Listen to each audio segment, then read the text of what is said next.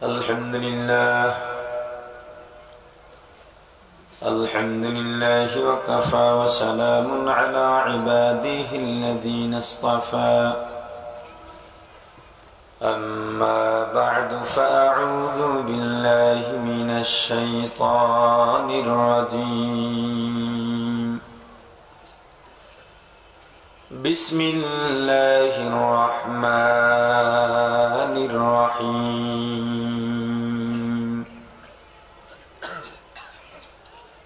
ألم تر كيف فعل ربك بأصحاب الفيل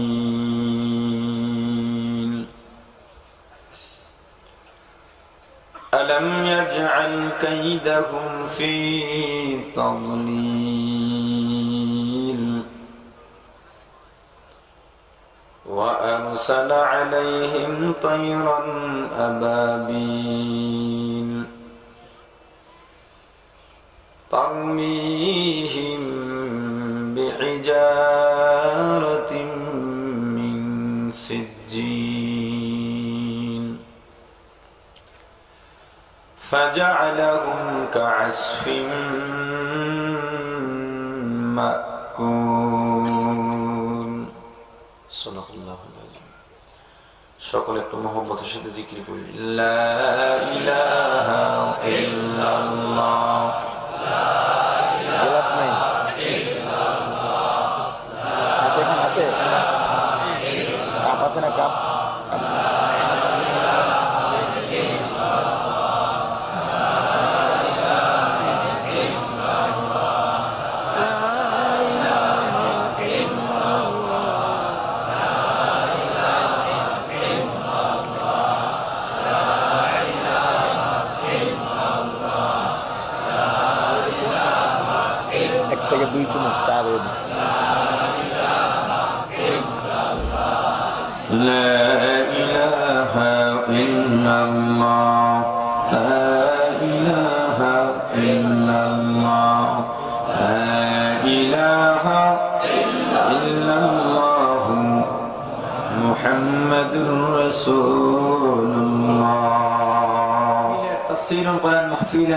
সভাপতি মুআজ্জাজ মুকাররম হযরত উলামায়ে কিরাম দূর দূরান্ত থেকে আগত ইসলাম প্রিয় দিন প্রিয় মর্দে মুজাহিদ আল্লাহ রাব্বুল আলামিনের আশিকিন জাকিরিন মুসলমান ভাইরা কলিজার টুকরা সমবয়সী যুবক ও ছাত্র বন্ধুগণ পর্দানিশী মা ও বোনেরা আল্লাহ তাআলার দরবারে লক্ষ কোটি শুকর ও সুজুদ যেই মহান রব্বুল আলামিন আমাদেরকে হায়াত তৈয়বা দান করে দুনিয়ার জান্নাতের বাগান কোরআন ও হাদিসের এই মুবারক মজলিসে আশা ও বসার মতো তৌফিক দান করেছেন আলোচনা শোনার মতো সুযোগ করে দিয়েছেন এজন্য সকলে শুকর আদায় করি আলহামদুলিল্লাহ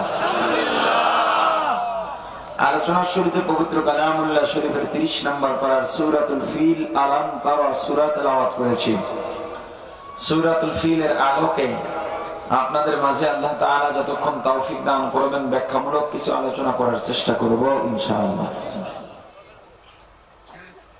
আমি যে সূরাটি আপনাদের মাঝে তেলাওয়াত করলাম আল্লাহ রাব্বুল আলামিন ঐতিহাসিক এক ঘটনার বর্ণনা দিয়া এই সূরাটি আল্লাহর নবীকে আল্লাহ জানাইছেন মুফাসসিরিন ইকরাম বলেন ঘটনাটি আল্লাহ রাব্বুল আলামিন নবীজির আগমনী বার্তা সুসংবাদ হিসেবে ঘটিয়েছিলেন নবীজি যে দুনিয়ার মধ্যে আসবেন এজন্য এই ঘটনাটি ঘটেছিল নবীজির দুনিয়ার মধ্যে আসার 50 থেকে 55 দিন আগে কয়দিন আগে এটা মুখস্থ করবেন হাবাশা রাজ্য যার পরবর্তী নাম হয়েছিল আবিসিনিয়া ইয়ামান রাষ্ট্র এই হাবাশার অন্তর্ভুক্ত ছিল নাজ্জাশী পরিচালনাধীন ছিল তার অধীনস্থ রাষ্ট্র হিসেবে ছিল আবিসিনিয়া নাজ্জাশীর পক্ষ থেকে ইয়ামানের ক্ষমতা দেওয়া হয়েছিল আব্রাহা নামক এক খ্রিস্টানের হাতে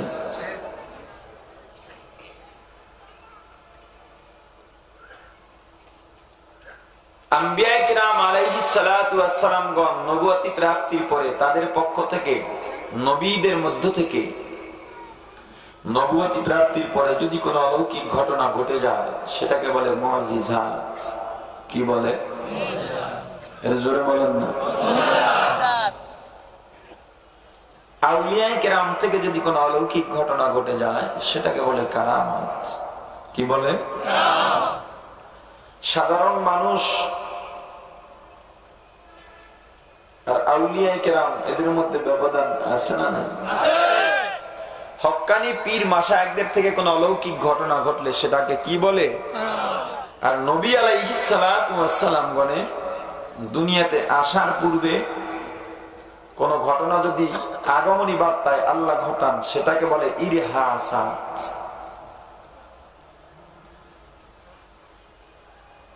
সূরাতুল ফিলের যে ঐতিহাসিক ঘটনা এটা নবীজির আগমনী বার্তায় ঘটানো হয়েছিল বিদায় এটা ইরহাসাত। কি?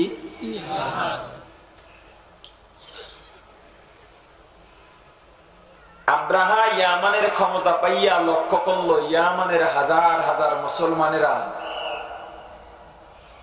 মক্কায় যায় কাবা ঘর তাওয়াফ করার জন্য, ইবাদত করার জন্য, কাবার মালিকের গোলামি করার জন্য। আব্রাহা সিদ্ধান্ত নিল কাবা ঘর তাওয়াফ করার জন্য আর কাউকে যেতে দেওয়া হবে না। ইয়ামানের রাজধানী সানআয় আমিও একটা গির্জা বানাবো জাঁকজমকপূর্ণ চাকচিক্যতার সাথে। এমন জাঁকজমক করব যে জাঁকজমক দেখে ইয়ামানের কোন মানুষ আর মক্কায় যাবে না, জীর্ণ শীর্ণ কাবার তাওয়াফ করবে না, আমাদের গির্জার তাওয়াফ করতে বাধ্য হবে। এই চিন্তা করে ইয়ামানের রাজধানী সানআয় জাঁকজমকপূর্ণ চাকচিক্যতার সাথে একটি গির্জা নির্মাণ করল। আজকে কাজ শেষ, আগামীকালকে উদ্বোধন হবে। যে মাঝখানে তো একটা সময় আছে না, রাত্রিতে কেনানা গোত্রের এক যুবক গির্জা এসে পায়খানা করে চলে গেছে। পরের দিন আব্রাহা সৈন্যবাহিনী নিয়ে গির্জায় আসছে উদ্বোধন করার জন্য ঢাক দল পিটাইয়া, কিন্তু অনেক দূর থেকেই দুর্গন্ধ পাইতেছে, সামনে যাইতেই পারে না, এত দুর্গন্ধ। আসলে একজন মানুষ যদি একটা বড় ঘরের মধ্যে পায়খানা করে এত গন্ধ আসার কথা নয়। এ ফয়সালা কার? আব্রাহা রাগ হয়ে সৈন্যবাহিনী নিয়ে চলে গেল। আর চিন্তা করলো আমরা সবাই বসবো, কে কাজ করছে তার দৃষ্টান্তমূলক শাস্তি হবে। সিদ্ধান্তে উপনীত হওয়ার আগেই আর একটা মারাত্মক খবর পেয়ে গেল। কিছু যুবক গির্জার পাশে আগুন জ্বালিয়েছিল। আল্লাহ রাব্বুল আলামিন তার কুদরত দিয়া আগুনকে বাতাসের মাধ্যমে গির্জায় লাগাইয়া গির্জা পুড়ে ভস্ম করে দিয়েছেন। ক্ষমতা কার? বাহাদুরি দেখা, রাজত্ব কার? আল্লাহর রাজত্বের রাজাগিরি চলবে আল্লাহ, তোমার কোন রাজাগিরি চলবে না। কার রাজত্ব চলবে? ক্ষমতা কার? সকল ক্ষমতার উৎস কে? চামড়ার মুখের কথা না অন্তরের কথা? তাহলে নির্বাচনের সময় আব্রাহাম লিঙ্কনের পুঁজিবাদী কুফরি গণতন্ত্রের পক্ষে ভোট দাও কেন মুখ হারাম? আল্লাহ দুনিয়াতে তোমাকে নেতা আমির জন্য পাঠান নাই, গোলামির জন্য পাঠিয়েছেন। কিসের জন্য পাঠাইলেন? রাজত্ব আল্লাহ, রাজাগিরি চলবে আল্লাহ, তুমি কে? এত ক্ষমতা দেখা। কিয়ামতের ময়দানে আল্লাহ রাব্বুল আলামিন কাহ্হারিয়াত সিফাতের নামের সাইনবোর্ড টানায়া ডাক দিবেন, লিমানিল মুলকুল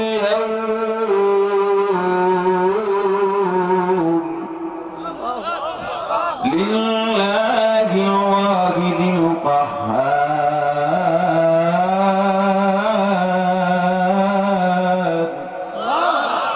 মাদরে কুদরত দারি বল কামাল আনতা রব্বি আনতা হাসবি যুল জালাল।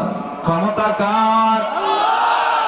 কিয়ামতের ময়দানে আল্লাহ রাব্বুল আলামিন দুনিয়ার ক্ষমতাদারদেরকে ডাক দিবেন, আয় আজকে আমি আল্লাহর ক্ষমতার সামনে পারলে ক্ষমতা দেখা, না না, আল্লাহর সামনে ক্ষমতা দেখানোর কারো সাহস নাই, সুযোগ নাই, ঠিক কিনা?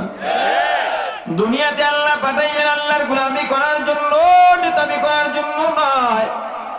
আল্লাহ রাব্বুল আলামিন দুনিয়াতে কেন পাঠাইলেন? আল্লাহ জবাব দিয়া বলেন, ওয়ামা খালাকতুল জিন্না ওয়াল ইনসা ইল্লা লিয়াবুদুন।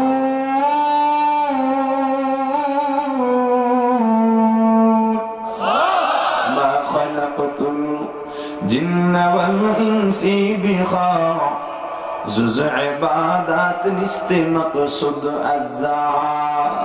ও মুসলমান, আল্লাহ ডাক দিয়া বলেন, বান্দা আমি আল্লাহ দুনিয়ার মধ্যে পাঠাইলাম আমি মাওলার ইবাদত করার জন্য, গোলামি করার জন্য। নামাজের মধ্যে আমরা প্রত্যেক রাকাতে আল্লাহর কাছে স্বীকারোক্তি দিই, আল্লাহ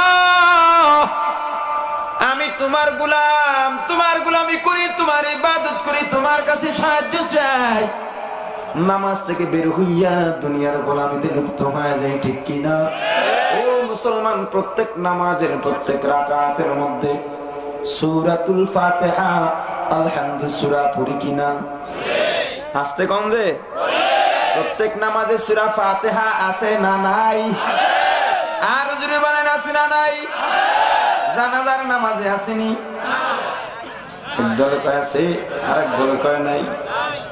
ঝগড়া তো জায়গায় শুরু। জানাজার নামাজে আছে, তাহলে কেন বললেন সব নামাজে সূরা ফাতিহা আছে? এই জন্য তথাকথিত আহলে হাদিস মাযহাবীরা দলিল দেয়, লা সালাতা ইল্লা বিফাতিহাতিল কিতাব। কোন নামাজ সূরা ফাতিহা ছাড়া হয় না, এজন্য জানাজায় সূরা ফাতিহা লাগবে। আরে বেয়াকুফের গোষ্ঠী, আমরাও সেটা মানি। কোন নামাজই সূরা ফাতিহা ছাড়া হয় না, আমরা পালনও করি, কিন্তু আমার বুঝে আসে না এত বড় মূর্খ তোরা।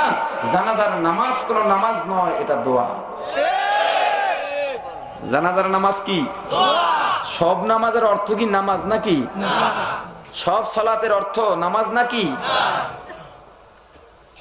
যদি জানাজার সালাত সালাতই হতো, রুকু কোথায়, সিজদা কোথায়? জানাজার নামাজ দোয়া বিদায়। জানাজার নামাজের পরে মাইয়িতকে সামনে রেখে আলাদা দোয়া করা যায় না।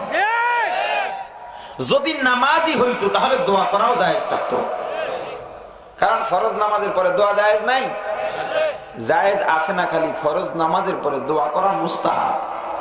কেউ বাড়াবাড়ি করলে তখন সেটা মাকরুহ হবে, বাকি ফরজ নামাজের পরে দোয়া করা কি মুস্তাহাব। সুন্নাত নামাজের পরে তো কথাই নাই। তাহলে জানাজার নামাজ যদি নামাজ হতো, মাইয়াতকে সামনে রেখে দোয়া করাও জায়েজ থাকতো। জানাজার নামাজ কি না? নামাজ না, এটি দোয়া। তো প্রত্যেক রাকাতে আমরা সূরাতুল ফাতিহা পড়ি না? নামাজের মধ্যে স্বীকার করি, আল্লাহ আমি তোমার গোলাম, তুমি আমার মুনিব, তোমার কাছে সাহায্য চাই। ইয়্যাকা না'বুদু ওয়া ইয়্যাকা নাস্তাঈন।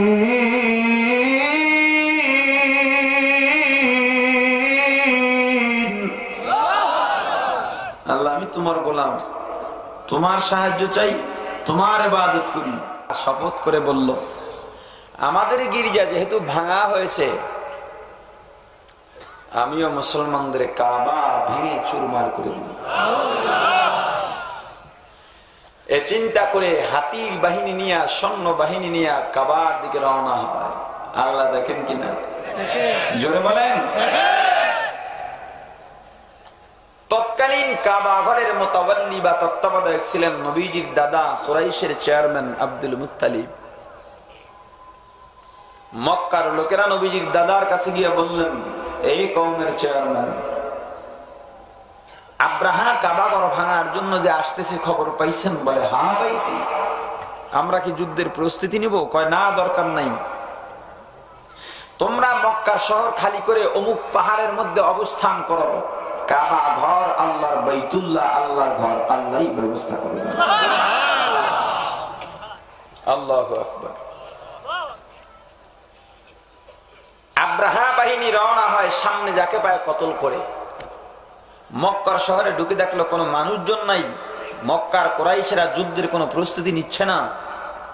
এই সুযোগে তারা মক্কার শহরের যত জন্তু জানোয়ার ছিল, উট ভেড়া বকরি সব গ্রেফতার করে নিয়ে যায়।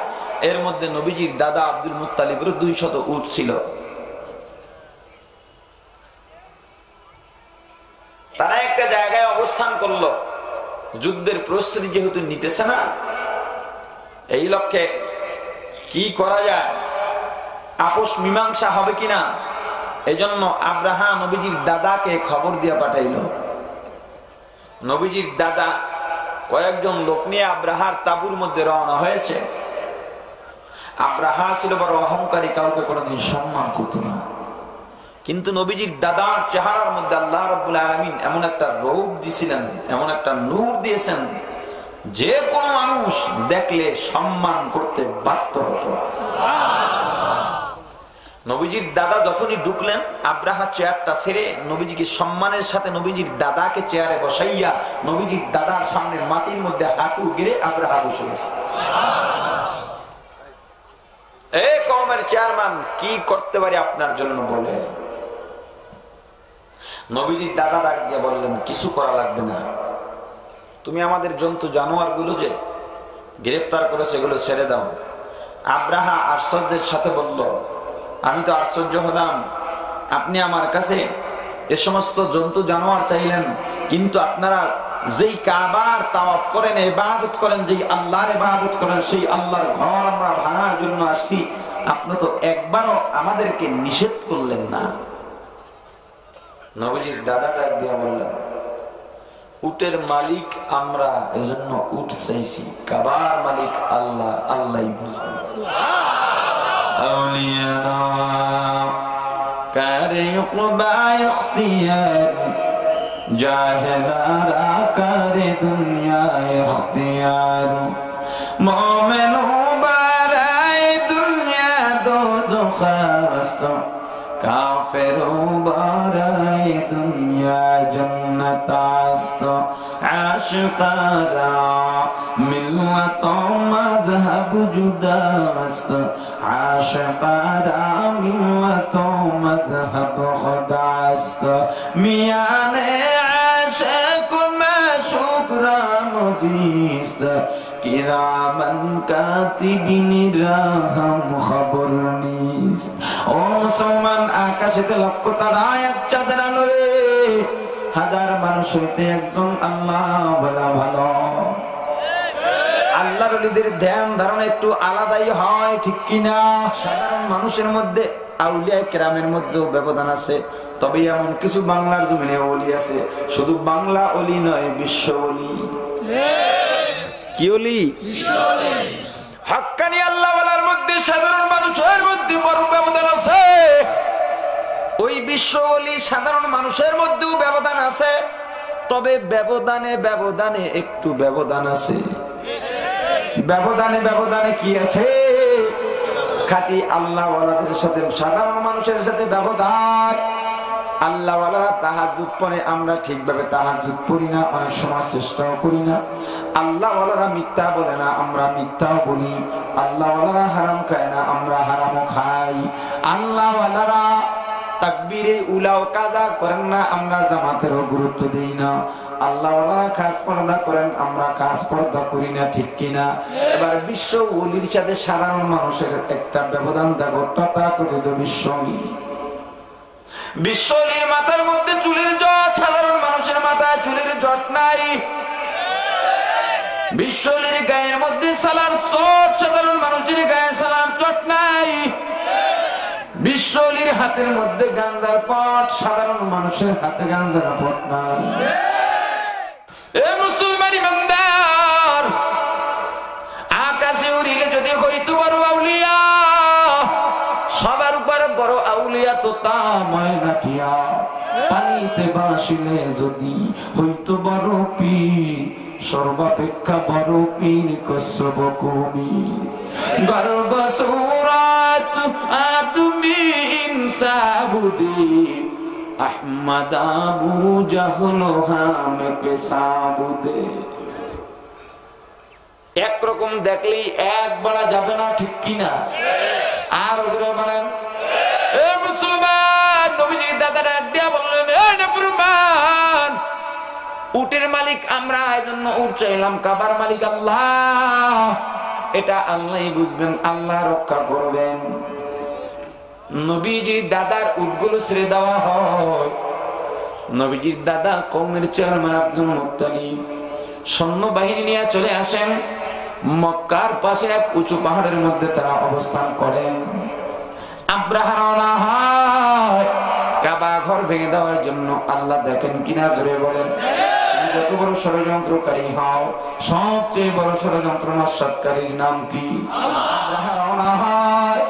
আল্লাহ রাব্বুল আলামিন নবীজির নবুয়তির পরে একটা ঐতিহাসিক ঘটনাকে সূরাতুল ফিল নাযিল করে জানা দিলেন। আলাম তারা কাইফা ফাআলা রাব্বুকা বিআসহাবিল ফিল আলাম ইয়াজআল কাইদাহুম ফি তাদলিল।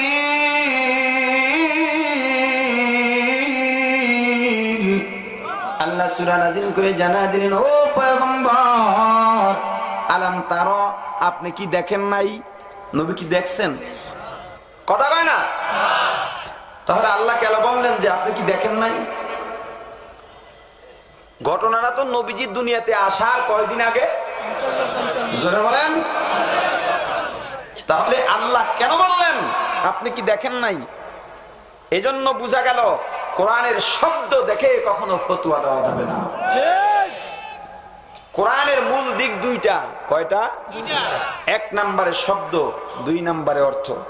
শব্দ ছাড়া কোরআন হয় না, অর্থ ছাড়াও কোরআন হবে না। যেমন একটা শব্দ আলহামদুলিল্লাহি রাব্বিল আলামিন, একটা শব্দ বললাম, অর্থ সমস্ত প্রশংসা আল্লাহর জন্য যিনি সমগ্র জগতের প্রতিপালক। এই শব্দ দিয়া, অর্থ দিয়া ফতোয়া দেওয়া যাবে না, তাতে মানুষ পথভ্রষ্ট হবে। কিভাবে? সমস্ত প্রশংসা কার যদি বলেন না না, অর্থ দেখে যদি বলি সেটা তো এমনই হয়। আমার যদি ব্যাখ্যা বা তাফসীর না জানা থাকে, তখন আমি চিন্তা করব আল্লাহ বলছেন সমস্ত প্রশংসা আল্লাহর, না না, আল্লাহর প্রশংসা নয়। শিল্পীর কণ্ঠ যদি ভালো হয়, শিল্পীর প্রশংসা করা হয়। রাঁধুনির রান্না যদি ভালো হয়, রাঁধুনির প্রশংসা করা হয়। আম যদি মিষ্টি হয়, ফল যদি মিষ্টি হয়, ফলের প্রশংসা করা হয়। তাহলে সমস্ত প্রশংসা আল্লাহর কিভাবে হলো?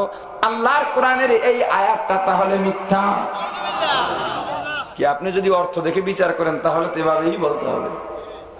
আসলে কি কোরআন সত্য, না আমার চিন্তা ধারণার পরিধি কম? কথা হয় না। আপনার আমার জ্ঞানের পরিসীমা একেবারেই সীমিত। ব্যাখ্যা জানতে হবে। যার জন্য যারা মাদ্রাসায় পড়ে নাই তাদের জন্য কোরআন শরীফের বঙ্গানুবাদ এবং তরজমা পড়া জায়েজ নাই, পড়ে ফতোয়া দেওয়া তো দূরের কথা। বিশ্বের জমিনে ইংরেজি ট্রান্সলেশনে কোরআন শরীফ পড়ে অর্থ জেনে মানুষের মাঝে অর্থের মাধ্যমে ফতোয়া দিয়ে লক্ষ লক্ষ হাজার হাজার কোটি মানুষের ঈমান নিয়ে তামাশা খেলতেছে ডাক্তার জাকির নায়েক। উনি নিজেও বলেন আমি কোন মাদ্রাসায় পড়ি নাই। যে মাদ্রাসায় পড়ে নাই তার জন্য ফতোয়া দেওয়া জায়েজ নাই। ফতোয়া আপনারা দিবেন, আমি রায় আপনাদের থেকে নিব।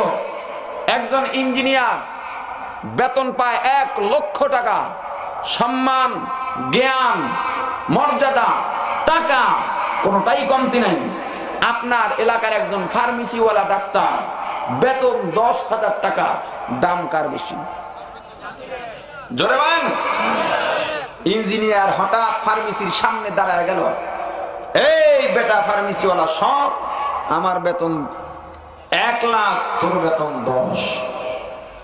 জ্ঞান আমার বেশি, মর্যাদা বেশি, সম্মান বেশি, এলেম বেশি। আজকের থেকে আমি ঔষধ বিক্রি করবো, রোগী আমি দেখবো। চলবে? জোরে বলেন। কেন চলবে না? সে তো জ্ঞানী বেশি। তুমি যত বড় জ্ঞানী হও, ডাক্তারির জ্ঞান যদি তোমার মধ্যে না থাকে, তোমার দ্বারা চিকিৎসা করা সম্ভব নয়। ডাক্তার জাকির নায়েক দিনের দাওয়াত দেন, ভালো কথা, সাধুবাদ, ধন্যবাদ। কারণ আল্লাহ সবাইরই খলিফা বানাইছেন, দিনের দাওয়াত যে কেউ দিতে পারেন, কোনো বাধা নাই, কিন্তু আপনার জন্য ফতোয়া দেওয়া জায়েজ নয়। কোরআনের বঙ্গানুবাদ দেখে কি করা যাবে না? জোরে বলেন, ব্যাখ্যা জানতে হবে। আফসোস, আর কতকাল ঘুমাবেন আপনারা? কতদিন ঘুমিয়ে থাকবেন? আপনাদের গাজীপুরের ভাওয়াল, মির্জাপুরের তালহা গার্মেন্টস এলাকায় আপনি কালেমা নিয়ে বসে আছেন, কালেমার দাওয়াত দিতেছেন, জিহাদের ময়দানে আপনি নাই, অথচ আপনার কালেমা বন্ধের ষড়যন্ত্র চলছে। সেই 2.5 থেকে 3 মাস আগে ওখানে এক স্থানীয় মসজিদের জুমার দিনে লামাযাবির এক খতিব মসজিদের মেম্বারের মেহরাবের উপর থেকে পবিত্র কালেমা শরীফ থেকে নবীজির নামটা কেটে দিয়ে ফতোয়া দিয়েছে, লা ইলাহা ইল্লাল্লাহু মুহাম্মাদুর রাসূলুল্লাহ। এই কালেমা যারা পড়বে তারা মুশরিক হয়ে যাবে। তার প্রতিবাদ করায় আমাদের প্রায় 7 জন ইমামের উপরে সন্ত্রাসীদের অতর্কিত হামলা চালানো হয়েছে। একজন আলেম ইমাম মাদ্রাসার মুহতামিম দীর্ঘ 1 মাস হাসপাতালের মধ্যে পড়েছিলেন। আর আপনি ঘুমাইতেছেন, আপনি ঘুমাচ্ছেন। আপনার সন্তানকে সবার শুরুতে শিক্ষা দেওয়া হয় লা ইলাহা ইল্লাল্লাহু মুহাম্মাদুর রাসূলুল্লাহ। যেই কালেমার উপরে ঈমান মাবনি, কোন মুশরিক, বেদিন, কাফের মুসলমান হতে হলে যেই কালেমার সিঁড়ি পা রেখে যেই কালেমার সিঁড়ি বেয়ে উঠতে হয়, সেই কালেমা নিয়ে ষড়যন্ত্র চলছে। কালেমার থেকে নবীজির নাম বাদ দেওয়া হয়েছে। আমি মনে করি তারা কালেমার থেকে নবীজির নাম বাদ দিয়ে স্বঘোষিত মুরতাদ লতিফ সিদ্দিকীর চেয়ে অন্যায় কোথাও কম করে নাই। ওদের ফাঁসি যদি দিতে হয় তাদের ফাঁসি দিতে হবে।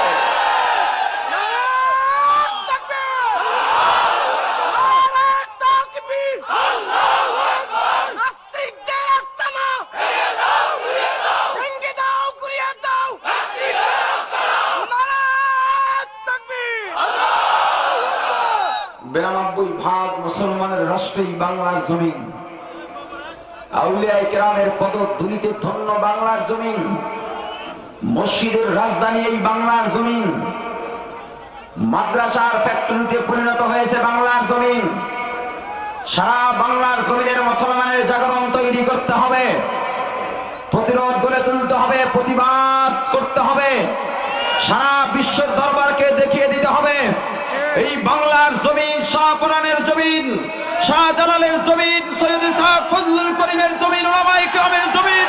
এই বাংলার জমিন থেকে আমরা নাস্তিক মুরতাদদেরকে পরিষ্কার করব ইনশাআল্লাহ। সবাই রাজি আছেন তো? হকের আওয়াজ কোনদিন বন্ধ হবে না, হকের আওয়াজ কোনদিন বন্ধ হবে, হকের আওয়াজ বন্ধ হবে না। আমার সাথে রাগ করে কোনো লাভ নাই। যদি মজা না লাগে, ভালো না লাগে, বিরোধ হয়, লাল কালির কলম নিয়ে কোরআন হাদিসের আয়াতগুলো কেটে দাও, সব বন্ধ হয়ে যাবে। যদি উলামায়ে কেরামের জবান বন্ধ করা হয়, যেই কোরআন হাদিস পড়ে উলামায়ে কেরাম কথা বলেন, সেই কোরআন হাদিস পড়ে আবার আরেক বলনেওয়ালা হবে, ঠিক কিনা? আওয়ামী লীগওয়ালারা স্লোগান দেয় এক মুজিব লুকান্তরে, লক্ষ মুজিব ঘরে ঘরে। বিএনপিওয়ালারাও স্লোগান দেয় এক জিয়া লুকান্তরে, লক্ষ জিয়া ঘরে ঘরে। তাহলে ওলামায়ে কেরাম কি বাইরের জঙ্গলে নাকি? সারা বিশ্বের সকল ওলামায়ে কেরামের পক্ষ থেকে স্লোগান দিয়ে যায় এক মাওলানা, এক বলনেওয়ালা, এক মুফতি, এক মুহাদ্দিস, এক মুফাসসির, এক খতিব, এক মুহতামিম, এক শাইখুল হাদিস লোকান্তরে লক্ষ লক্ষ কোটি কোটি বলনেওয়ালা আল্লাহ ঘরে ঘরে তৈরি করে দেবেন ইনশাআল্লাহ। ষড়যন্ত্র শুরু হয়েছে, কালেমা বন্ধের পায়তারা চলেছে। কালেমা চরমনাইয়ের একার কালেমা নয়, তবলিগের একার কালেমা নয়, কোন পীর বা মুরিদের কেনা নয়, ইজারা আনা নয়। ইসলাম কেউ ইজারা নেয় নাই, ইসলাম নিয়ে আমরা একারাও ঠেকি নাই, ইসলাম নিয়ে পীর সাহেব চরমনাই একা ঠেকেন নাই।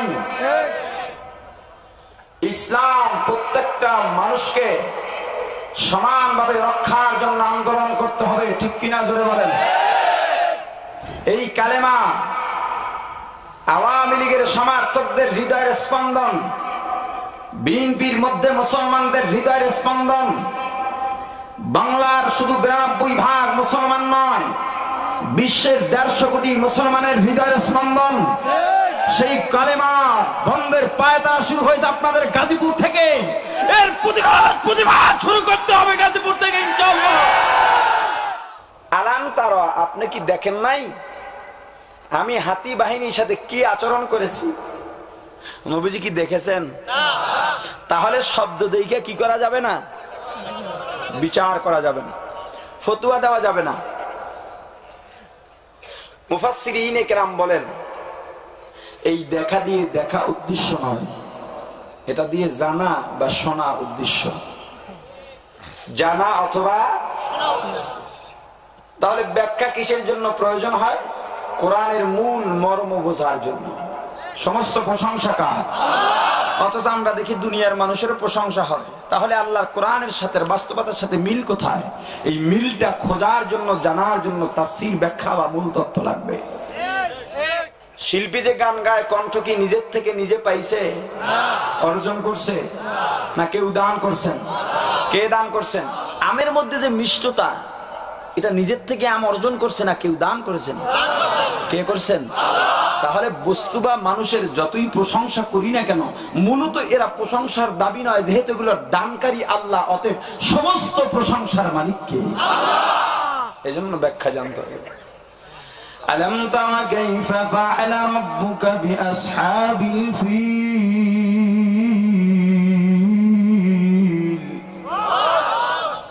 এই পয়গম্বর আপনি কি দেখেন নাই, জানেন নাই, শোনেন নাই হাতি বাহিনীর সাথে কি আচরণ করলাম? আমি আল্লাহ কি তাদের সকল ষড়যন্ত্র নস্যাৎ করে দেই নাই, চক্রান্ত নস্যাৎ করে দেই নাই? তাদের যত ষড়যন্ত্র ছিল আমি আল্লাহ সব ষড়যন্ত্র নস্যাৎ করে দিলাম। আমি আজআল কাইদাহুম ফি তাদলিল ওয়া আরসালা আলাইহিম তায়রান আবাবিল। আমি আল্লাহ সৈন্য বাহিনী হিসেবে আবাবিল নামক ছোট্ট ছোট্ট পাখি পাঠা দিছিলাম। রাজত্ব কার? ও মুসলমান ইমানদার গোলাম, রাজত্ব আল্লাহর। অথচ যখন বলা হয় সমস্ত ক্ষমতার মালিক জনগণ, তখন আমরা তো সেটাকেই মেনে নেই। তাহলে আপনি কেমন মুসলমান হলেন? হুজুর বড় দুঃখে আছি, দোয়া কইরেন। কি দোয়া করতাম? চেয়ারম্যানের সামনে দাঁড়াইছে, চোখের পানি 2 ফোঁটা ছেড়ে দিছে। ভোট না দিয়া পারি নাই, কিন্তু ভোটটা দিয়া ভুল করছি। কেন? কয় প্রতিশ্রুতি দিছিল ক্ষমতায় আসবে, টিউবওয়েল দিব, রাস্তা দিব, ব্রিজ দিব, পুকুর কাটবো, মাদ্রাসা দিব, মসজিদ দিব, কিন্তু কিছুই দেয় না। বরং মাদ্রাসা, মসজিদ, স্কুল, কলেজে যা আয় সব খায়। আর ভোট দিতাম না। তো কি করবেন? আগের ডারে দিব আগামী বছর। তা আগেরটা ভালো আছিল নি? কয় না, হিটাও এরম হইস। তাহলে আগের ডার দিয়ে লাভ কি? যেটা আছে হিটাই ভালা। কত না কপাল পড়া মুসলমান।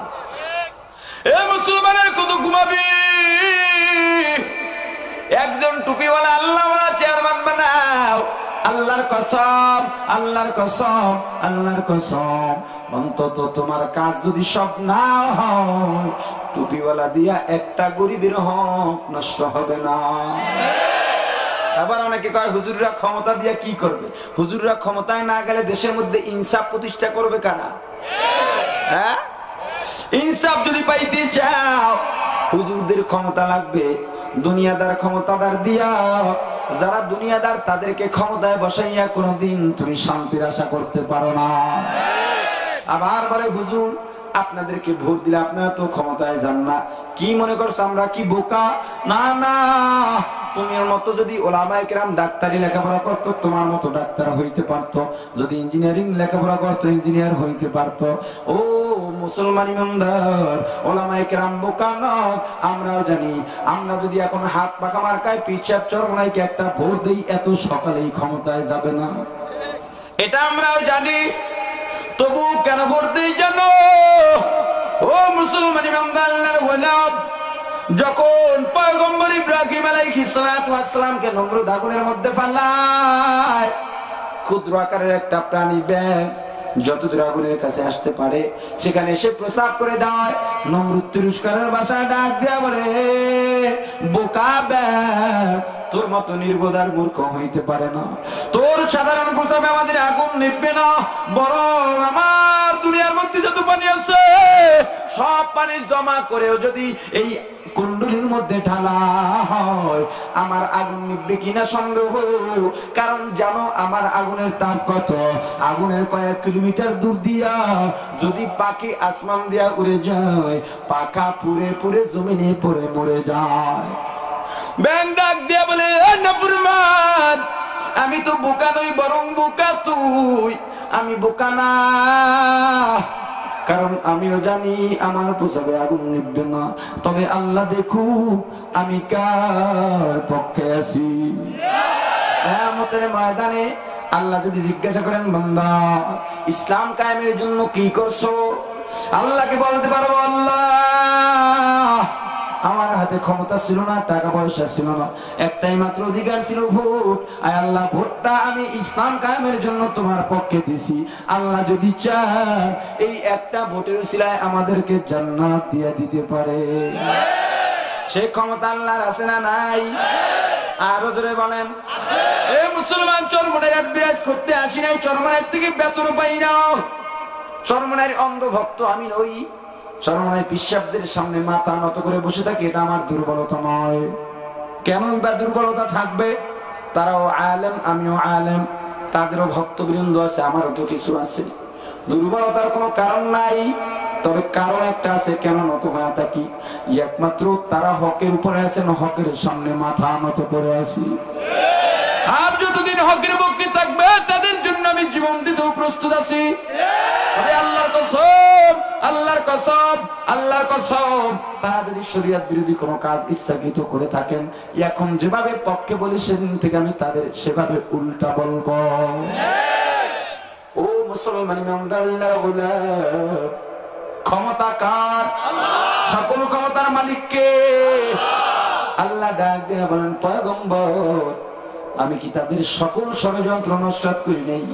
আপনি কি জানেন না যখন হাতি বাহিনী মক্কার জমিনে রওনা হয়, ওয়া আরসালা আলাইহিম তায়রান আবাবিল, আবাবিল নামক ছোট্ট ছোট্ট পাখি পাঠিয়ে দিলাম, যাদের ঠোঁটের মধ্যে একটা পাথর ছিল, দুই পায়ের মধ্যে দুইটা পাথর ছিল। এক একজন আবাবিল নামক পাখি নামের সৈন্যরা এক একজন তিনটা করে পাখির পাথরের কণা নিয়ে আসছে, কঙ্করের কণা নিয়ে আসছে। যখন হাতি বাহিনী সামনে আসে, হাতি বাহিনী যখন সামনে আগায় বাইতুল্লাহ ধ্বংস করার জন্য, কাবা ঘরের উপর আক্রমণ চালানোর জন্য, তারমিহিম বিহিজারাতিম মিন সিজ্জিল, পাখিদের মাধ্যমে সেগুলো আল্লাহ নিক্ষেপ করেন তাদের গায়ের উপরে। সৈন্য বাহিনীর উপরে গুলির মতো বর্ষণ হয়, যার যেখানে পড়ে অপর প্রান্ত থেকে ভেদ হইয়া বের হয়ে যায়। মানুষের মাথায় পড়ে, মাথার মধ্যে ভেদ হইয়া নারী বুড়ি পচে গেলে পায়খানার রাস্তা দিয়ে বের হয়ে যায়। হাতির চামড়া অনেক পুরো, শুনেছি অনেক সময় গুলিও নাকি তাদের গায়ে ঢুকে না। কিন্তু ওই পাথরের কণাগুলো যখন হাতির গায়ের মধ্যে পড়ে, হাতির গায়ের মধ্যে পড়ে ছিটকে যায় না, ভেদ হইয়া অপর প্রান্ত থেকে বের হইয়া যায়। ক্ষমতাটা কার? আরো জোরে বলেন। বিশ্বাস হয়নি? এই মুসলমান ইমানদার, এ পয়গম্বর আপনার ভয় নাই, চিন্তা নাই। ফাজআলাহুম কাআসফিন মাকুল,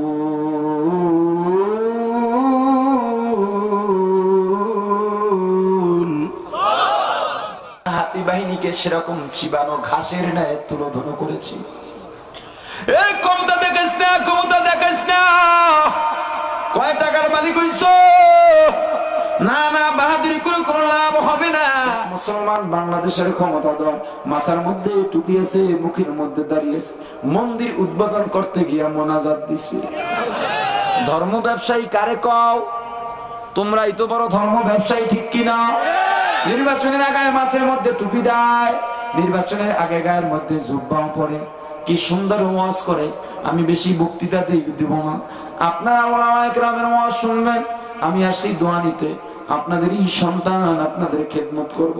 ওয়াজ মাইরা গেছে, টুপিও মাথায় আছে, গায়ের মধ্যে জুব্বাও আছে, নির্বাচন শেষ, টুপিও খুঁজা পাওয়া যায় না, জুব্বাও খুঁজা পাওয়া যায় না।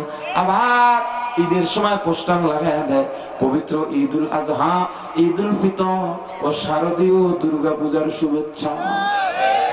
মানে সে তো ধর্ম ব্যবসায়ী নয় খালি, সে মুসলমান ধর্ম ব্যবসায়ী, হিন্দু ধর্ম ব্যবসায়ীও, ঠিক কিনা?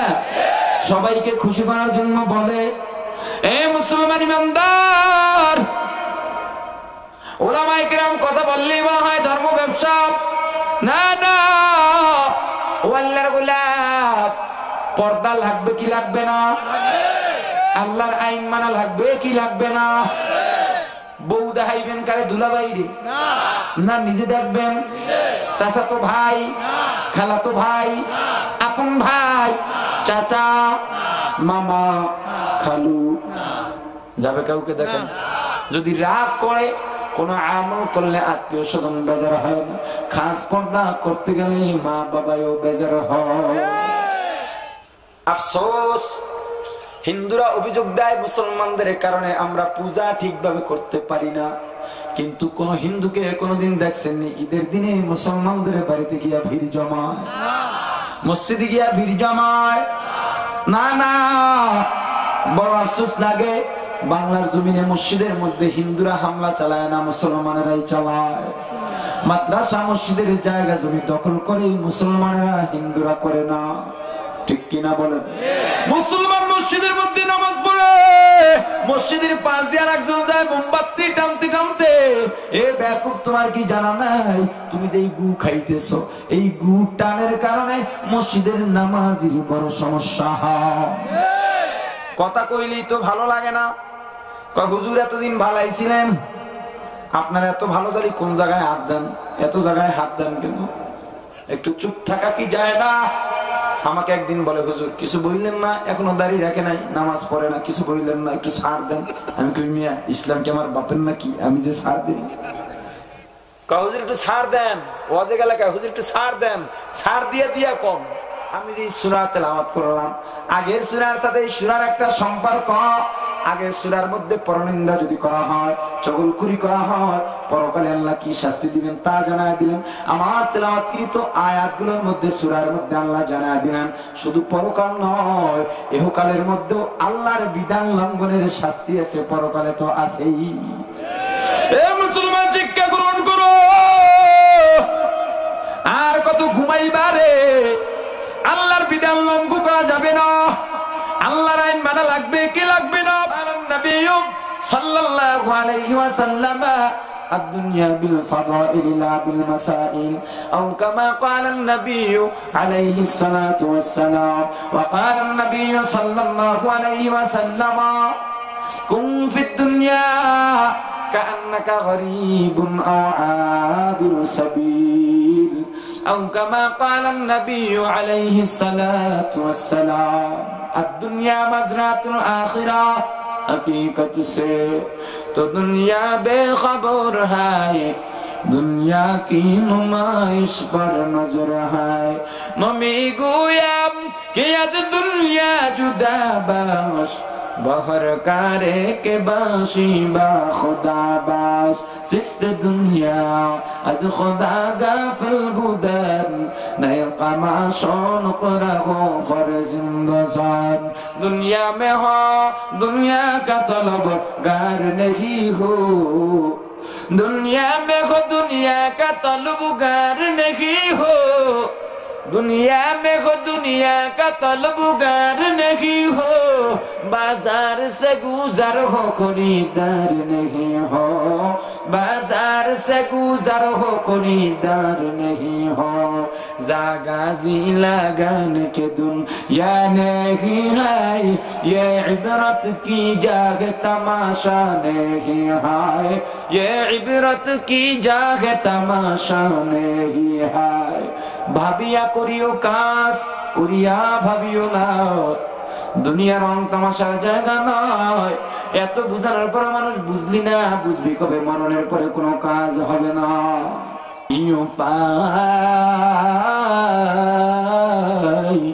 হবে আমার মরণে, কি উপায় যে হবে আমার কবরে। সাথী নাই রে, বাতি নাই রে কবরে, কেমনে থাকব অন্ধকার কবরে, কেমনে থাকব অন্ধকার কবরে। ও মুসলমান, কি চিন্তা করছো? দুনিয়ার যাদেরকে আপন বড় করো, কেউ তো আপন না। দুই একদিন কান্নাকাটি করে সবাই ঘুমাবে, বাকি তোমার জীবনটা কেমনে যাবে চিন্তা করছো? মুসলমান, নিজের কামাই করে নিজে কবরে যাও, না হয় উপায় নাই। বাহাদুরি করিও না। আল্লাহ পাঠাইলেন আল্লাহর গোলামি করার জন্য, আল্লাহর গোলামি করো, মানুষের গোলামি নয়। সূরাতে ইউসুফ কো দেখি চাহনে वाला, मैं सूरत यूसुफ को नहीं चाहने वाला, मैं कैसा के मानंद नहीं आशिक लैला, मैं कैसा के मानंद नहीं आशिक लैला, मैं आशिक मौला हूँ मेरा इश्क दवाना, ये जुमला जहाँ जिसकी तजल्ली से उजाला, ये जुमला जहाँ जिसकी तजल्ली से उजाला। কত যত্নের পাখি তুমি,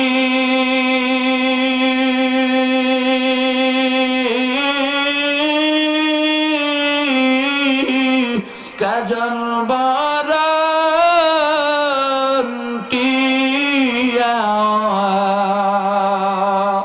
সময় হলে যাইবা চলে এই দুনিয়ার সব তুইয়া, আইসো একা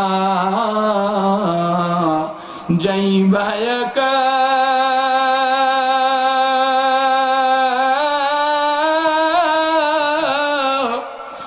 সঙ্গে কেহ যাইবে না। দিন দুই চারি কেন্দ্রে কেহ খবর যে আর লইবে না। কাদের মায়ায় পড়ছে মুসলমান, যাদের মায়া পড়ছো কেউ কিন্তু তোমাকে 2 দিন দুনিয়ার মধ্যে রাখবে না, ঠিক কিনা জোরে বলো। যত আপনি হোক না কেন, ওই কবরের মধ্যে আপন কিন্তু আপন, ঠিক কথা করবে না, ঠিক কিনা? মুসলমান ওয়াজের মাহফিলে যখন রওনা হয়, ওই মা ডেকে ডেকে বলে, সন্তান ওয়াজের মাহফিলে যাও বাবা, আমাদের জন্য দোয়া কর। আজকে দুনিয়ার মধ্যে মায়ায় পড়ে, টাকা পয়সার মায়ায় পড়ে মাকে ভুলে গেলি। ও মা বাবার সন্তান, অথচ জানো বাবা, তোমার মা আমার মা কত কষ্ট করছে রে। বৈজ্ঞানিকরা আবিষ্কার করছে, একজন মানুষের যন্ত্রণা শক্তি সহ্য করার ডিগ্রি মাত্র 36%। 36 ডিগ্রি যন্ত্রণা সহ্য করতে পারে। এর চেয়ে যদি 1 ডিগ্রি হয়, কোন মানুষটা বাঁচে না, সঙ্গে সঙ্গে মারা যায়। একজন মা যখন সন্তান ভূমিষ্ঠ হয়, সন্তান যখন মায়ের গর্ভের থেকে দুনিয়ার মধ্যে আসে, তখন একজন মায়ের যন্ত্রণার ডিগ্রি থাকে 52 থেকে 54। ওই মা সন্তান ভূমিষ্ঠ হওয়ার আগে স্ত্রী স্বামীর কাছে বিদায় ডাক দিয়ে বলে, স্বামী গো, যন্ত্রণা সহ্য করতে পারি না, কোন দিন জানি দুনিয়াটা ছেড়ে চলে যায়, আমি যদি মারা যাই আমার সন্তানকে দেখি, আমাকে মাফ করে দিও। সেই যে কতটা বছর হয়ে গেছে, আত্মীয় স্বজন মা বাবা ছেড়ে তোমার ঘরে আসলাম, কত কষ্ট দিছো, অত্যাচার করছো, গালি দিছো, খাওয়াইয়া রাখছো, না খাওয়াইয়া রাখছো রে, এরপরেও তোমার ঘর ছেড়ে যাই নেই। ও স্ত্রী স্বামী, একবার চিন্তা করছো নি যে বিবিকে তুমি আনলা, কার ঘরের মেয়ে কি তোমাকে আপন বানায় নিল? কোন মেয়েটা তোমাকে একদিনের মধ্যে আপন বানাইছো? মা বাবা কত কষ্ট করে লালন পালন করলেন, এই সন্তানকে বিনা শর্তে তোমার হাতে তুলে ধরে আজকে বাড়ির মধ্যে আইনা তাকে কাজের মেয়ের মতো প্রেসার দাও, কারণটা কি? গরুর মতো জানোয়ারের মতো পিটাও, কারণ কি? অথচ বাবা মা যখন মেয়েটাকে বিদায় দিবে, না না মাও নাই বাবাও নাই, বাবাকে খুঁজে পাওয়া যায় না, মাকে খুঁজে পাওয়া যায় না, মেয়ের চাচা ভাইকে খুঁজে মাই বিদায় দিবা, কোথায় গেলা কোথায় গেলা কোথায় গেলা? খুঁজতে খুঁজতে গিয়া দেখে জঙ্গলের মধ্যে বাবা একটা গাছকে জড়ায় ধরে কান্দে,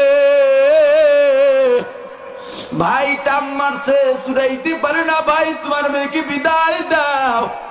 বাবা চোখের পানিতে কান্দার বলে, ভাই রে যা, তোরা যা, বিদায় দে, এতদিন লালন পালন করে কলিজার টুকরা কেমনে বিদায় দিব? মা দরজাটা বন্ধ করে কান্দে, সন্তানকে যখন নিয়ে যায় মা জানালা দিয়া ওই পথের দিকে তাকায় তাকায় কান্দে। ও স্বামীর দল, তোমার বিবি তোমার জন্য এত কষ্ট করে, তুমি অসুস্থ হয়ে গেলে বিবি ঘুমায় না, সারা রাত্র তোমার খেদমত করে, এরপরও বিবির উপর অত্যাচার চালাও।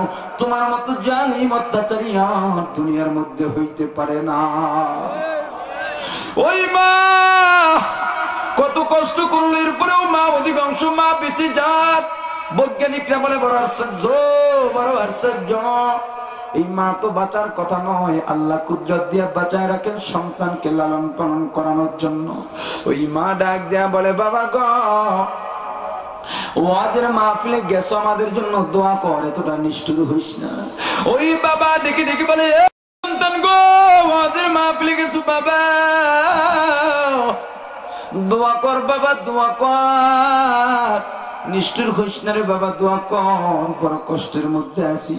ও মুসলমান ইমানদার, যদি মা বাবাকে আপন মনে হয় ভুলে যাইও না, মাঝে মাঝে দোয়া করার দরকার আছে না নাই?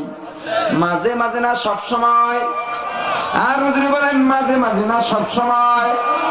এ মুসলমান ইমানদার, দুনিয়ার মধ্যে যতদিন থাকবো আল্লাহর বিধানের লঙ্ঘন করা যাবে না, কারণ আল্লাহ এই সূরা দিয়ে জানায়া দিয়েছেন, আল্লাহ শুধু আখিরাত নয়, কোন সীমা লঙ্ঘনের শাস্তি আল্লাহ আখিরাতে তো দিবেনই, দুনিয়ার মধ্যেও দিবেন। তবে দিনের পথে চলতে থাকো মুসলমান, এটাই সূরার শিক্ষা।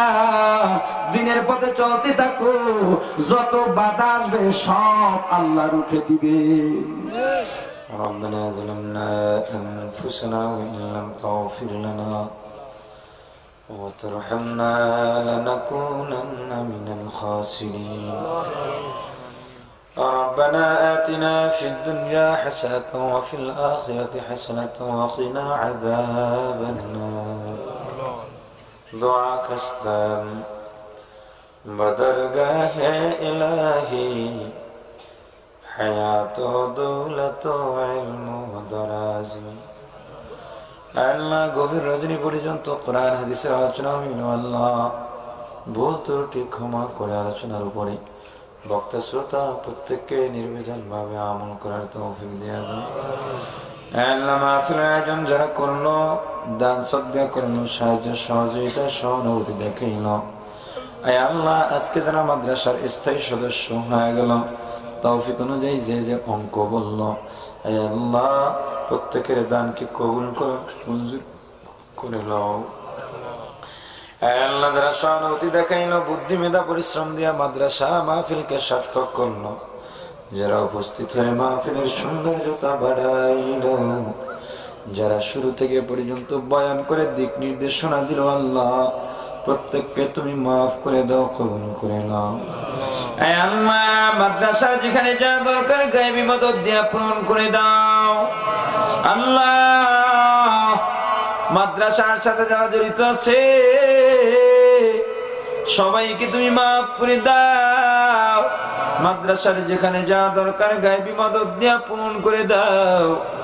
আল্লাহ হিতাকাঙ্ক্ষী শুভাকাঙ্ক্ষী মাদ্রাসার সাথে যারা জড়িত আছে, যেভাবে সংশ্লিষ্ট থাকুক না কেন, সবাইকে মাফ করে দাও। আয় আল্লাহ আমাদের দোয়ার খবর, আমাদের প্রত্যেকের মনের নেক আশা পূরণ করে দাও।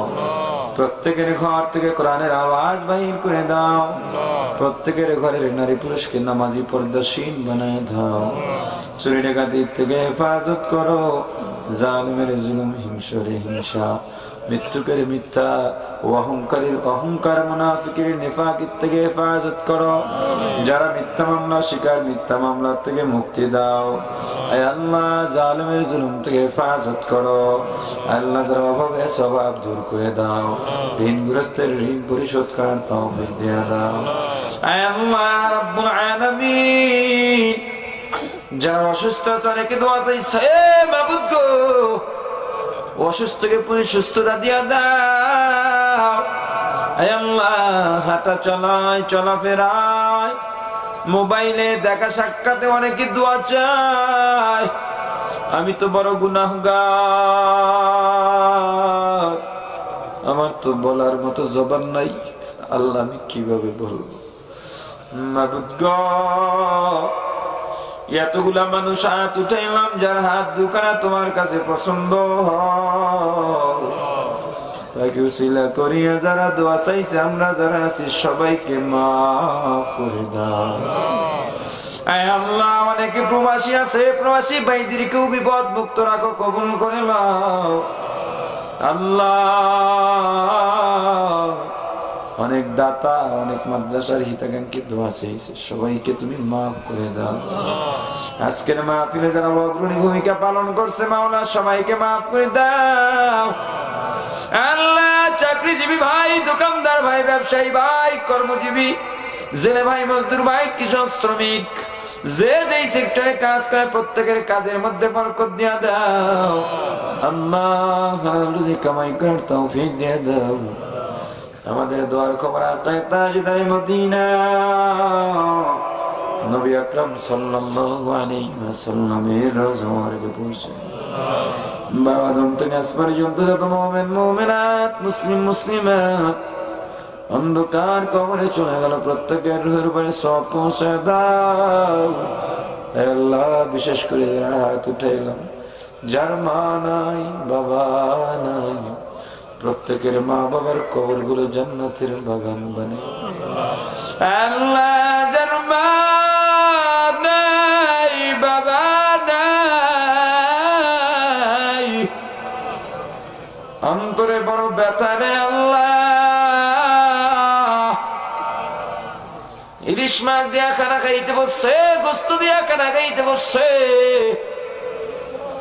ভাতের লোকমা মুখের কাছে উঠাইছে, হাতের থেকে লোকমাটা পড়ে গেছে, দুই চক্ষু দিয়া টপ টপ করে বৃষ্টির মতো পানি পড়া শুরু হয়েছে। ওই বিবি ডাক দিয়ে আমার স্বামী, কান্দেন কেন? খাবেন না? বলে না বিবি, খাইতে মনে চায় না। কেন খাবেন না? ও বিবি, আমার মা বাবার মৃত চেহারা দুইটা চোখের সামনে বেশি হয়েছে। এ বিবি, তুমি তো জানো না আমার মা আমার জন্য কত কষ্ট করছে। বিবি, তোমার তো জানা নাই, আমি যখন ছোট্ট ছিলাম আমি অসুস্থ হয়ে গেছি। আমি মা এক কাঠের মধ্যে বসা, আমি ঘুমায়া গেছি। আমি অসুস্থতার কারণে আমার মা সারা রাত্র ঘুমায় না। সকালে ঘুম থেকে জেগে দেখি মা আমার পাশে বসা। ডাক দিলাম, মা গো, তুমি এখনো কেন ঘুমাও না? মা আমাকে কোলের মধ্যে টেনে বলে, বাবা তুই অসুস্থ, তোকে রাইখা কেমনে ঘুমাই? তুমি তো জানো না আমি মাদ্রাসা থেকে, মক্তব থেকে, স্কুল থেকে বাসায় ফিরতাম, গিয়ে দেখতাম প্লেটের মধ্যে খানা। আমার বোনের চেহারাটা শুকায় গেছে, মায়ের চেহারাটা শুকায় গেছে। আমি খানা খাইতে বসে জিজ্ঞাসা করলাম, মা গো তুমি খাইছো নি? এ বোন, তুমি খাইছো নি? বলে, হ্যাঁ আমরা খাইছি, তুমি খাও। কিন্তু আমার বড় সন্দেহ হইছে,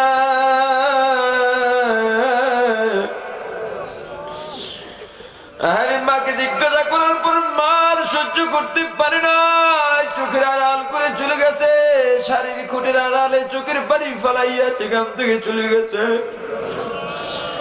আমি বোনের কাছে গিয়ে জিজ্ঞাসা করলাম, মা শাড়ি আসল দিয়া চোখের পানি আড়াল করলো, আমার চোখ পাখি দিতে পারবে না। আমি কথা জিজ্ঞাসা করার পরে মা চলে গেলেন। কেন বল বোন, বোন চোখের পানি ছেড়ে বলে, ভাই আজকে বাবা কোনো কাজ করতে পারে নাই, ঘরে কোনো খাবার নাই, তুমি মাদ্রাসা থেকে আসবা, তুমি তো না খেয়ে থাকলে তোমার কষ্ট হবে, কেমনে লেখাপড়া করবা? এই জন্য পাশের বাড়ি থেকে তোমার জন্য খানা আনছে, আমরা তো না খাইয়া রইছি। আমি দূরে লেখাপড়া করতে গেছি, গাজীপুর থেকে ঢাকায় গেছি, বরিশাল গেছি, হাটহাজারী গেছি, চট্টগ্রাম গেছি। হঠাৎ করে একদিন বাবা ফোন দিছে, আয় খোকায় তোর মাকে একটু দেখে যাও, তোর মা শুকাইয়া গেছে, তোর চিন্তায় কিছু খাই না। এ বাবা, তোর মা দরজার আড়ালে যাইয়া চোখের পানি ছেড়ে কান্দে।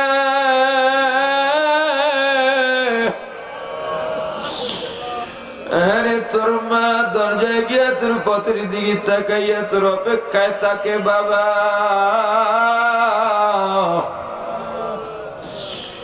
সারা রাত ঘুমায় না, আমরা ঘুমায় যাই। যেদিন আমার রাত্রে ঘুম ভেঙে যায় সেদিনই আমি দেখি তোর মা নামাজের মধ্যে বসে আছে, চোখের পানি ছেড়ে দোয়া করে, আল্লাহ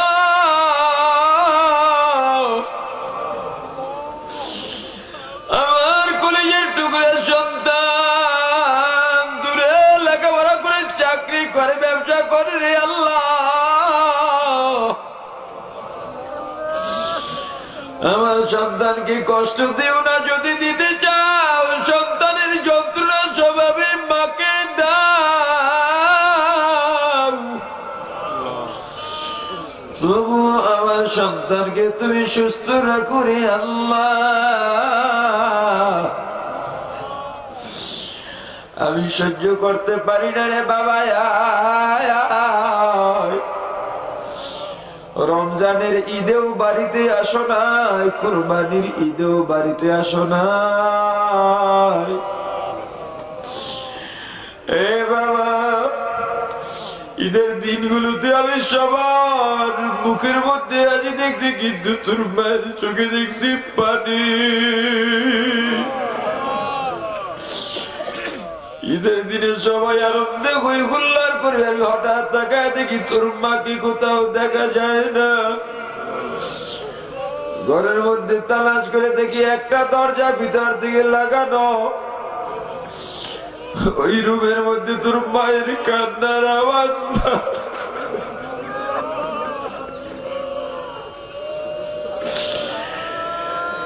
এ বাবা,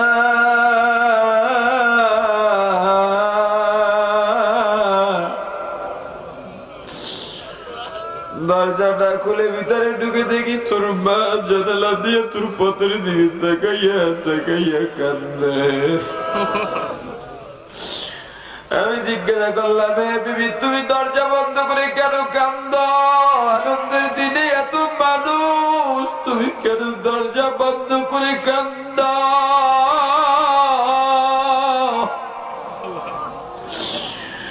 তোর মা আমাকে জড়াইয়া চিল্লে কান্দার বলে, স্বামী গো কি করে বুঝাই, কি করে বুঝাই,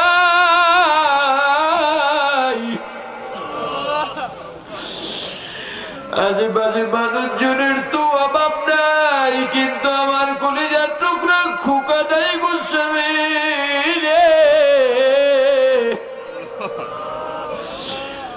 বলো স্বামী, সন্তান কি রাইকা কিভাবে আনন্দ করি?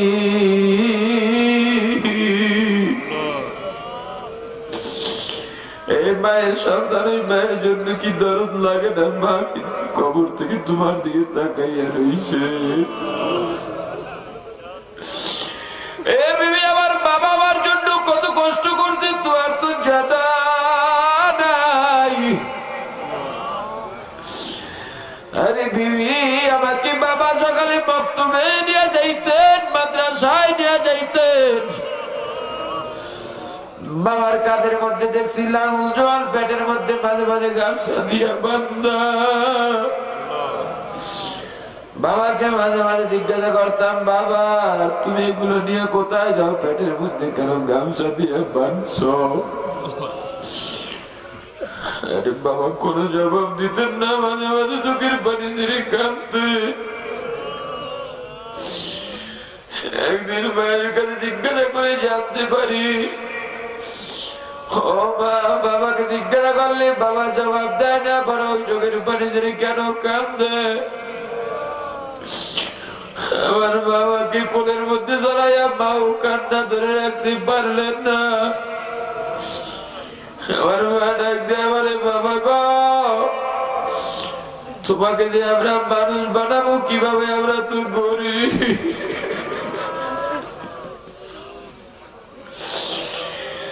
আমরা তো গরিব।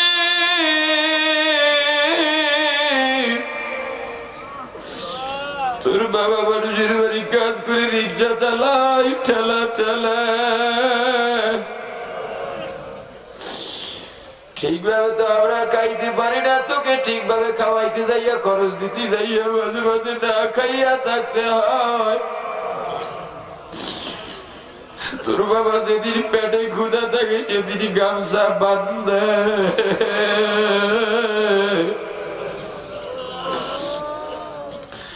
পেটে ক্ষুধা নিয়ে কাজ করা যায় না রে বাবা।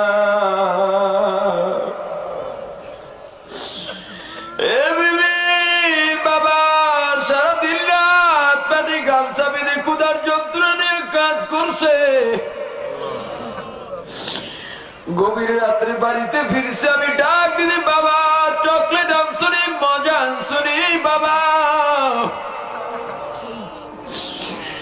আমি এত বড় নিষ্ঠুর ছিলাম, একবারও বাবার চেহারার দিকে তাকাই নাই। আমি বড় স্বার্থপর ছিলাম রে বিবি। কিন্তু আমার বাবা কত দয়াবান, আমার বাবা আমার সাথে রাগ করে নাই। সেই গভীর রাত্রে আমি সন্তানের চাহিদা পূরণ করতে যাইয়া দৌড়াইয়া বাজারে চলে গেছে। দোকানগুলো বন্ধ, গভীর রাত্রে চাহিদা মেটানোর জন্য দোকানের মালিককে উঠাইয়া, মালিকের ঘুম ভাঙানোর কারণে মালিক তো গালাগালি করে, কিন্তু আমার বাবা মালিকের পায়ে পড়ছে আমার কারণে, অন্যের পায়ে পড়িয়া ছোট হইয়া আমার চাহিদা পূরণ করছে।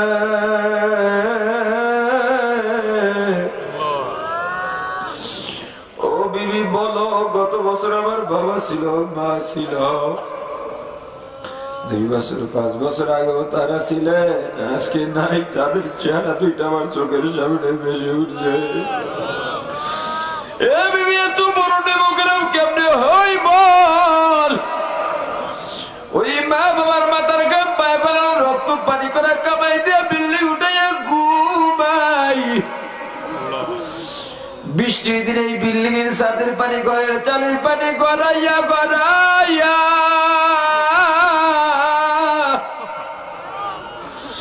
ওই মা বাবার কবরে যায়। খবর তো নিলাম না।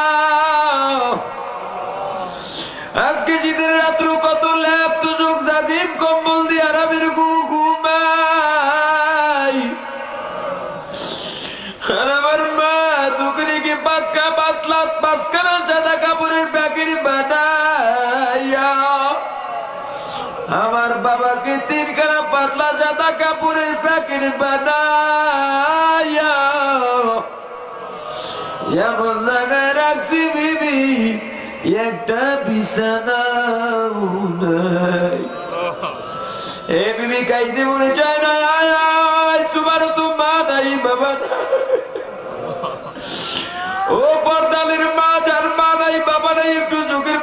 দোয়া করুন মা। ও যুবক ভাই, ও বিধবা বাবাজি, ও জোয়ান ভাই, ও আলেম, ও বাইরে আলেম, আজকে এত সম্মান পাই একমাত্র মা বাবার দোয়ার কারণে। মা বাবার জন্য তুই চোখের পানি ছেড়ে দোয়া করো। ওই মা বাবা কিন্তু অসর্বত তোমার দিকে তাকাইয়া রয়েছে। মা বাবাকে মাহরুম করিও না। আল্লাহ তাকায় দেখো কোন সন্তান মা হারাইয়া বাবা হারাইয়া তোমার দরবারে চোখের পানি ছেড়ে শিশুর মতো কান্দে। সন্তানের দোয়া উসিলা করিয়া প্রত্যেকের মা বাবার কবরগুলো জান্নাতের বাগান বানাইয়া দাও। আয় আল্লাহ রাব্বুল আলামিন, আমাদের যাতে অনেক মা বোনেরা আত্মজিৎ জানি না মাওলা, ওই মা বোনের সংসারে শান্তি দাও, মনের নেক আশা পূরণ করে দাও, স্বামী স্ত্রী মিল মোহাব্বত বাড়ায় দাও, নেক সন্তান দান করো।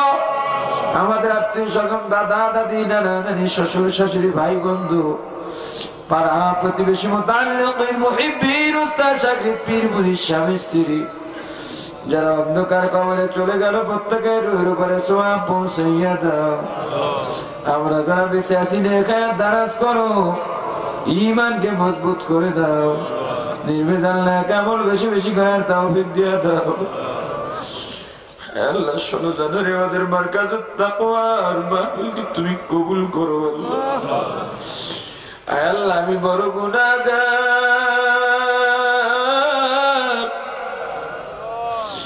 আল্লাহ আমার ইলম নাই, কালাম নাই, যোগ্যতা নাই, জ্ঞান নাই।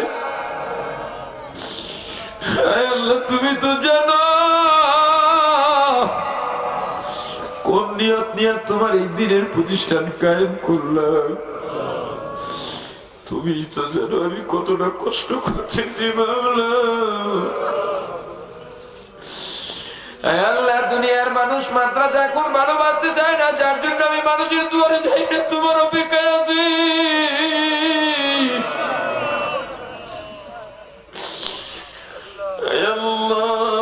তুমি মাদ্রাসাকে দিনের জন্য কবুল করো, তাকওয়ার মার্কাজ হিসেবে কবুল করো। আল্লাহ আমাদের মাহফিলকে কবুল করো, হেদায়েতের জরিয়া বানাইয়া দাও। আল্লাহ আমি কারো কাছে যাই নেই, তোমার দরবারে আত্মনে তুমি তারাইয়া দিও না। আল্লাহ যেখানে যা দরকার গায়বী মদদ দিয়ে পূরণ করো।